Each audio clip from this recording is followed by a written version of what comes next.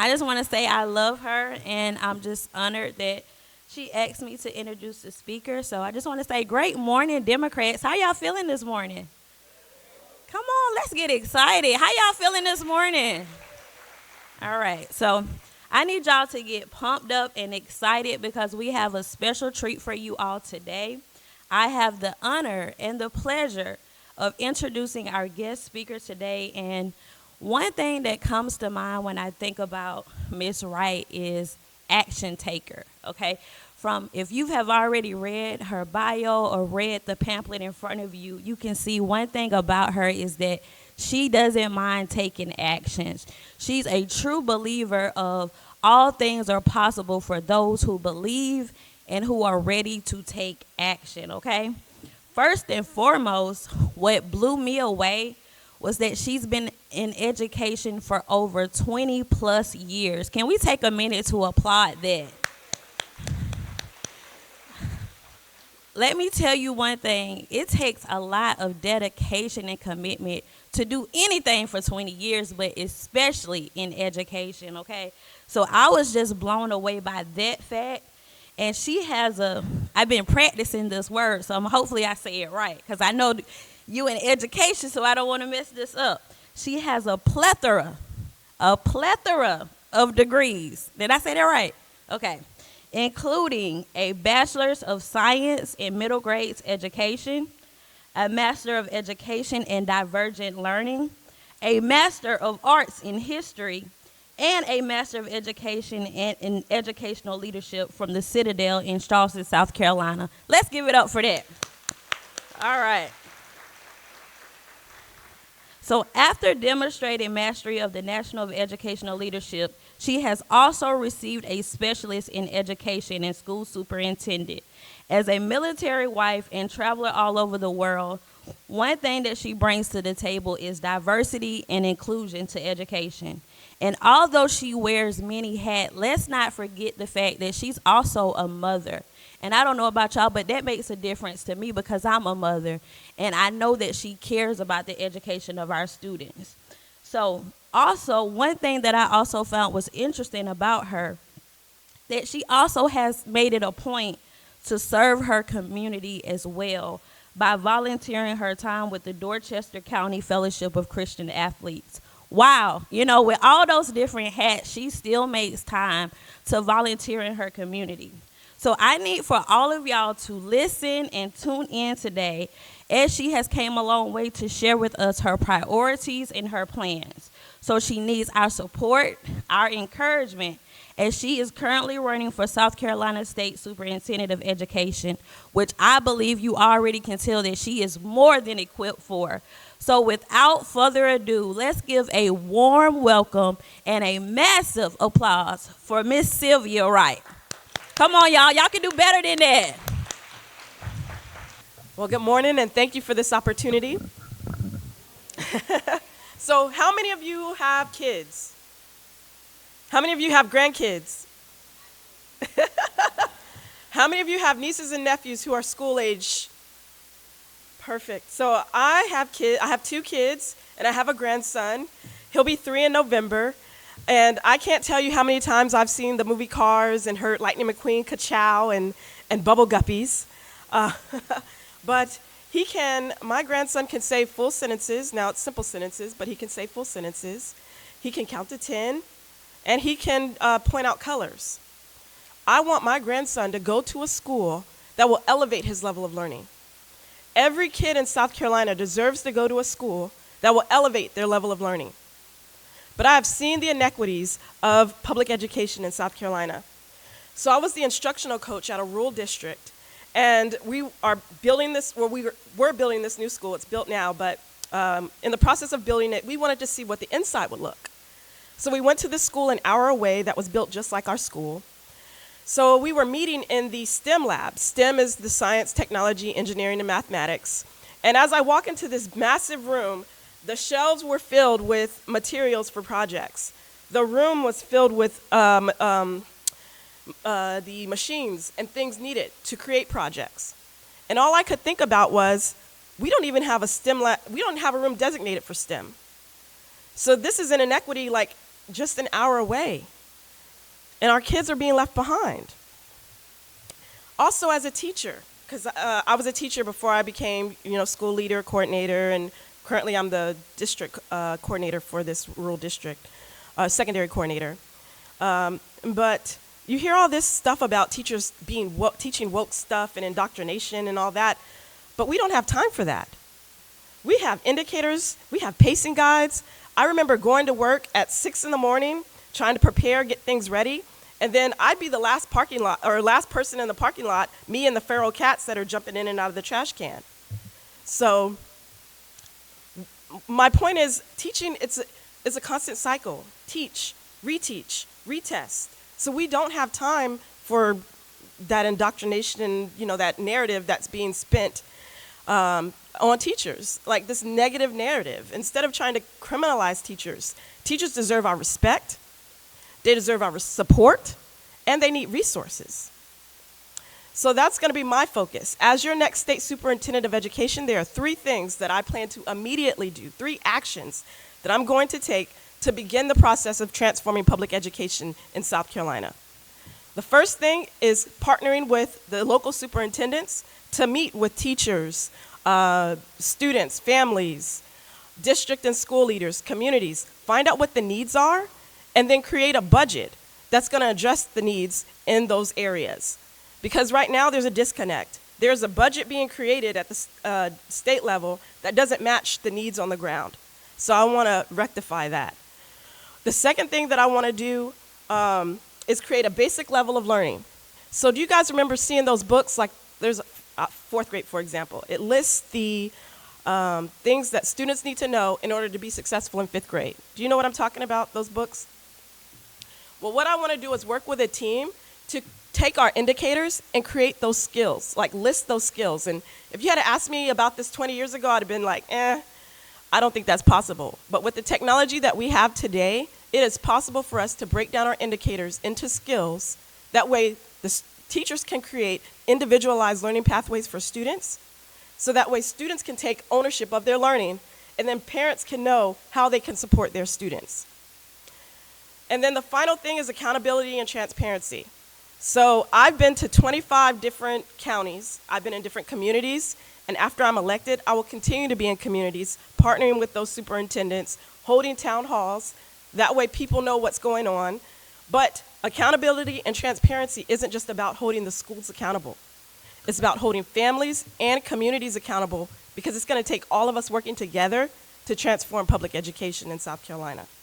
This isn't a one-person thing. It's all hands on deck to improve public education. So are you ready to transform public education in South Carolina?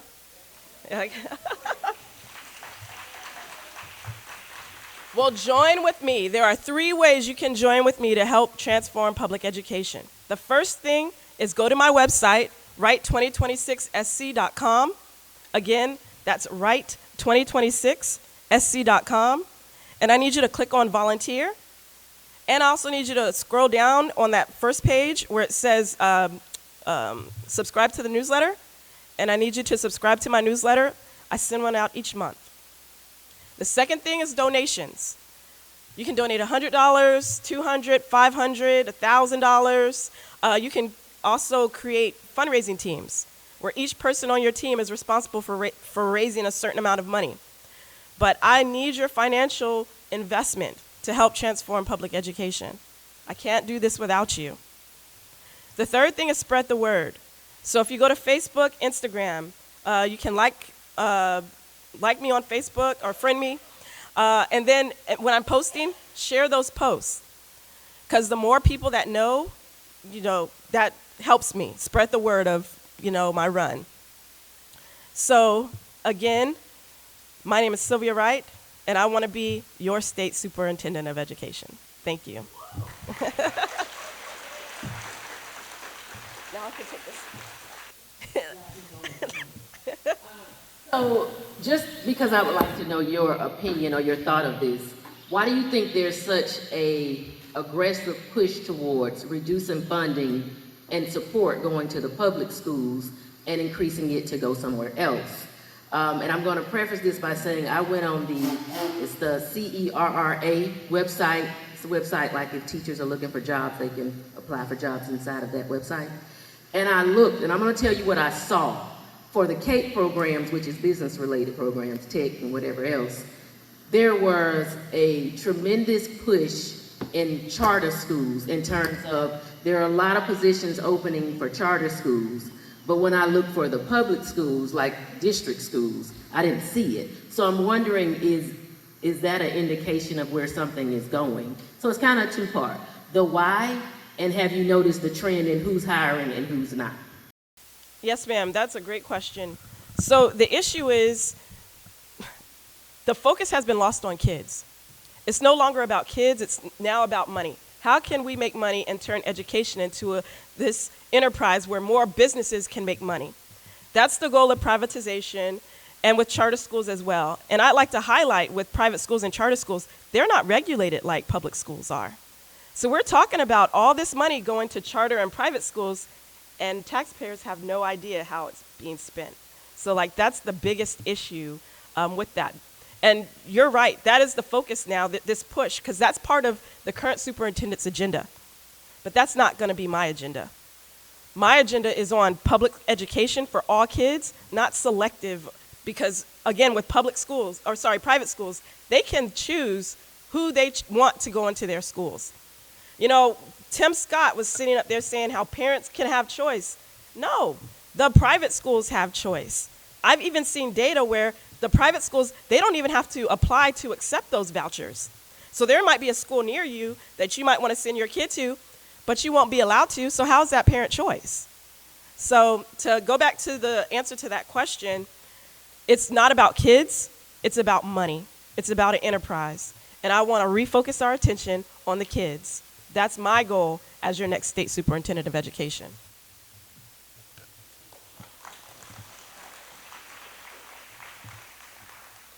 I'll take the next question. Okay. We know by state law, the superintendent of education is required to have a master's degree or higher.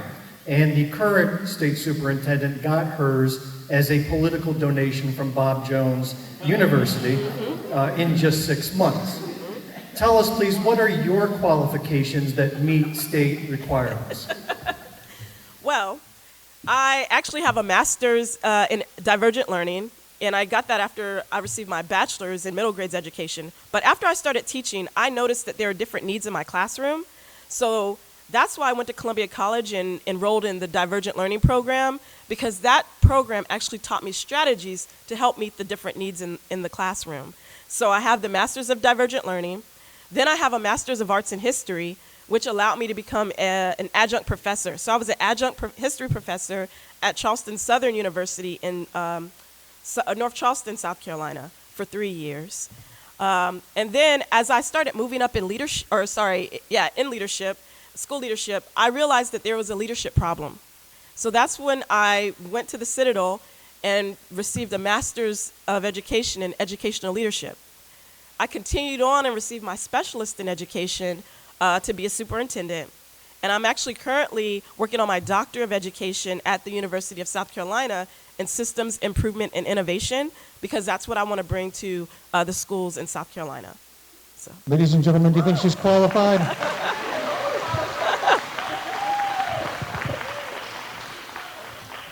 Next question, what's your feelings on the book banning? Oh. As an English teacher, I'm so disheartened and dismayed by this push to censor books. Like I said, as an English teacher, books take us on a different journey, and to answer your question, that's her agenda.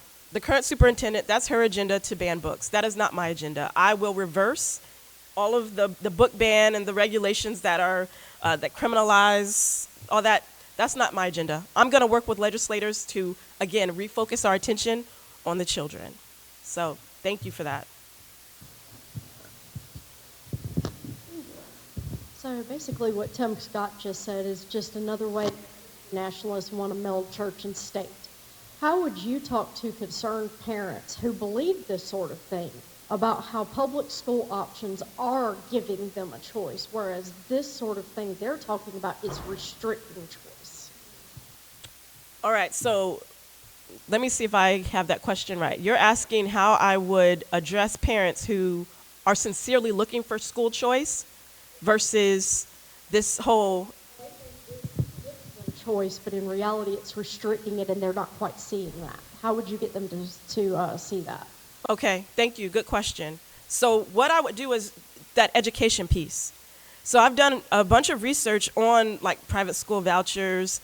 For example, how I knew that private schools don't have to accept their students, their children.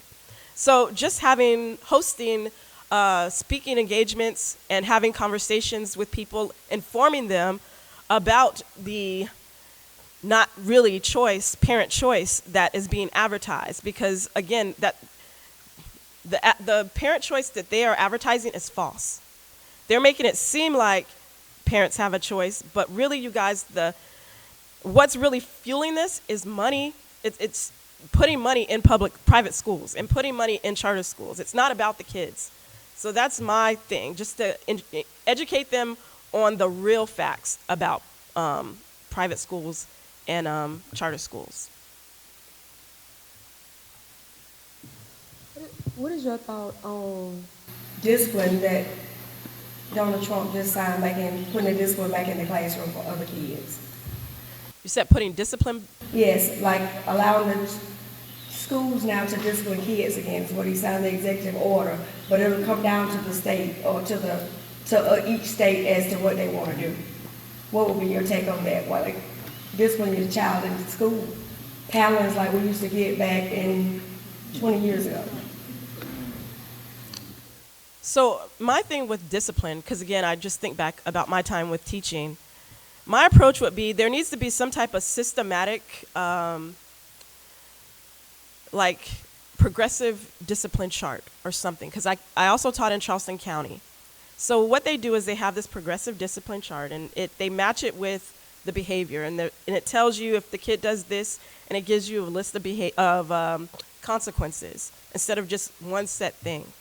And again, with discipline, in my opinion, in order to prevent some of the behaviors we're seeing in middle and high school, something needs to be done at the elementary level. I'm talking about social emotional learning. Students need to know how to regulate their behavior at the elementary level. And that's something that's missing.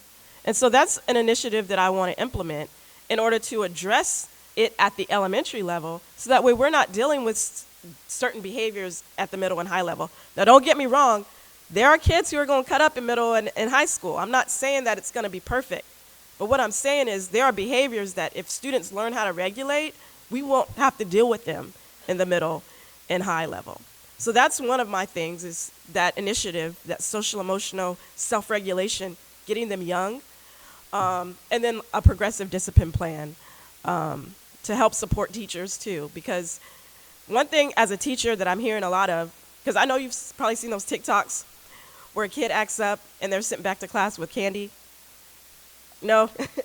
So there are TikToks out there, and so that's one thing that infuriates teachers though. The kid is cutting up in the class, and they go to the principal, and they're not supported, basically is what I'm saying. So we need to create systems where we're supporting teachers, but also supporting students, because that social emotional, like if something's going on.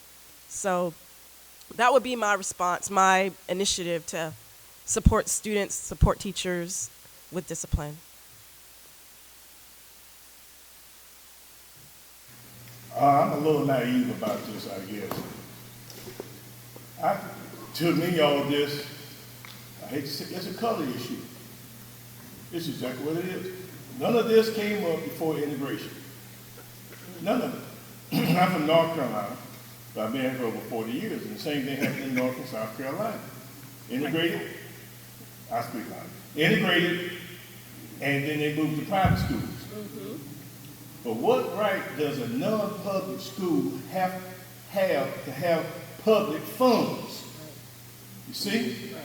So when they integrated, before they integrated, they were giving the money to the certain districts. Mm-hmm. We're getting all the money.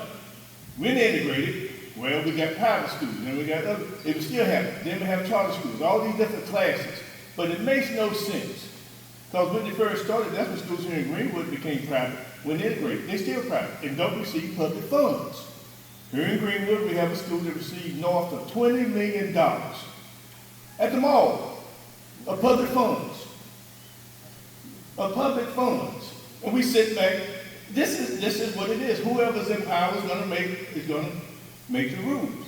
And that's what I hate to say it, is just I don't want to accept it, but they don't care. Here in Greenwood, certain areas of the county, they care about some areas, but some areas they don't.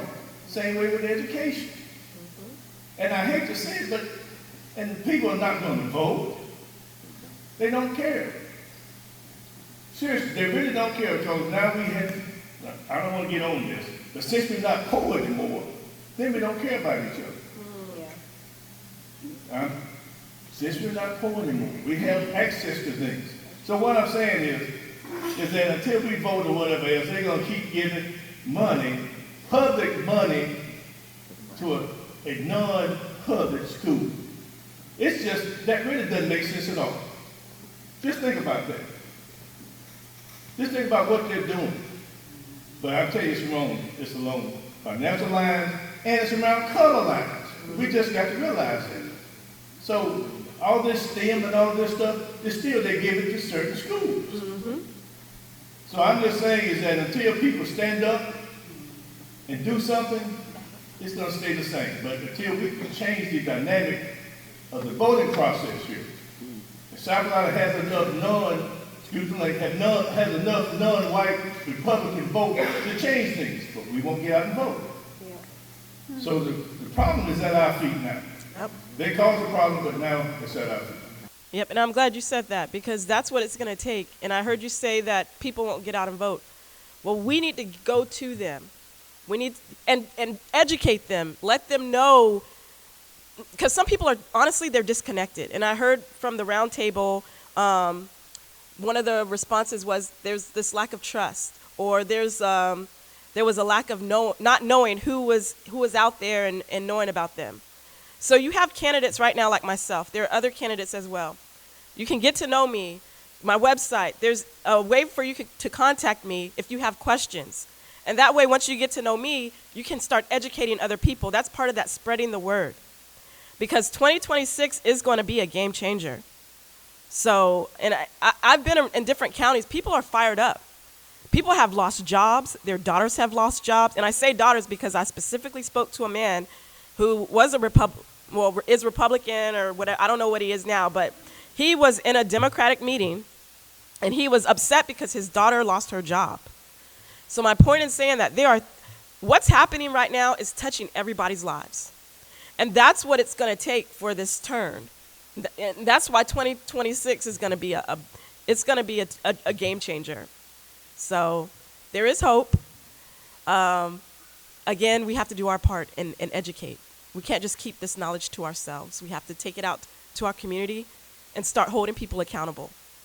So. Yes, as a school counselor, I know firsthand about the importance of social emotional learning within schools K through 12. Do you have a plan to advocate for school counselor ratios that are more appropriate so that school counselors can have more direct service hours with students versus all the other duties assigned? Oh, yes, ma'am. So not only helping regulate and create student ratios for guidance, mental health counselors as well is another thing. Psychologists, just that whole line of support for students. I do have like an initiative that I'm working with a group in special education too. I want to revamp special education in South Carolina. But again, it wouldn't be just me. I'm talking to like groups of people, and I don't care what side of the aisle they're on. This group I call them the Education Avengers. It's going to be people who are experienced, who have the experience, and who have kids are at the heart of what they want to do. And that's what we're going to do to help change, because that's part of elevating public education in South Carolina, because that's the resources that are needed. So great question. Thank you. How do you feel about them stopping cursive writing? It's not a print only. You said stopping cursive writing? Yes. And that's not a print only. Oh, I think there's something out. I think there might be a bill to bring cursive writing back. There is a State House bill that has been submitted to bring cursive writing back as mandatory, and it's actually filed by a Democratic representative. Nice, nice. So do you have an opinion on that? Yes, one I'm way or the for other? that. Yes. As an English teacher, I am for cursive writing. That's right. They have to sign public official documents. They need to know how to sign in cursive. Any more questions? Yes, ma'am. Oh, In disability, like me, I was in special education in Detroit. I'm from Detroit, Michigan, and I could not catch up with the other children. I've always been in special education. I like the special education for the children here. yes. So special education is one of my top priorities. Like the current state superintendent was saying about the block grants. So her goal for block grants when they come down is private schools and charter schools, okay? That money is supposed to, because with the dismantling of the U.S. Department of Education, that money is supposed to help and protect students with disability or special education, and there's also the Perkins money, and the word's escaping me, but the big thing for me is I want to create a South Carolina regulation. I want to work with legislators, create regulations. Since the U.S. Department of Education isn't going to do it, we need to do it on a state level. So that's my goal, is to create regulations, of course, with legislators, with teachers, with parents, with students. I want everybody involved in this. Everybody's voice needs to be at the table. Because as I've been going to these meetings, because I've been at the State House, I've been at these little subcommittee meetings and things like that, and they're having these discussions. What the legislators are up there talking, they have no idea what they're talking about with education. There's no one on the team that has the knowledge of education to educate them. The state superintendent of education isn't there to advocate for education or public education. So that's how I want to make that difference. I want to be in those rooms. I want to be that voice that stands up for all kids. So thank you for that.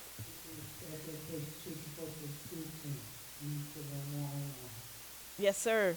The ratio, that is out of control. I actually was speaking to a group of special education teachers, and she was telling me how she had a caseload of 30 kids. It's out of control, and people aren't watching it. They don't have their eyes on it, but I have my eyes on it, and that's part of my. That's going to be part of my initiative. Yeah. So thank you. Good morning. Good morning. It was very refreshing for me to see that that someone was running that was actually qualified to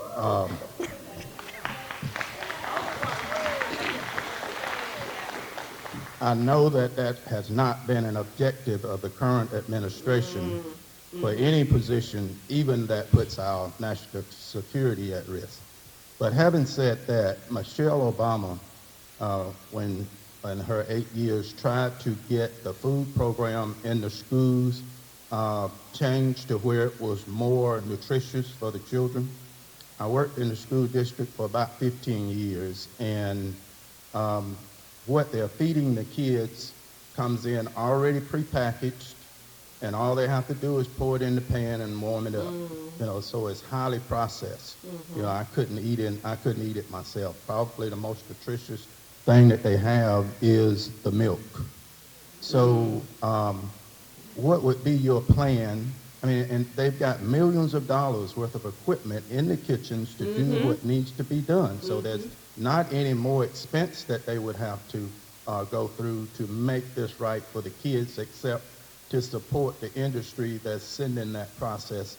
And we know industry now and companies control about everything. And I know that it would probably be an uphill battle for you.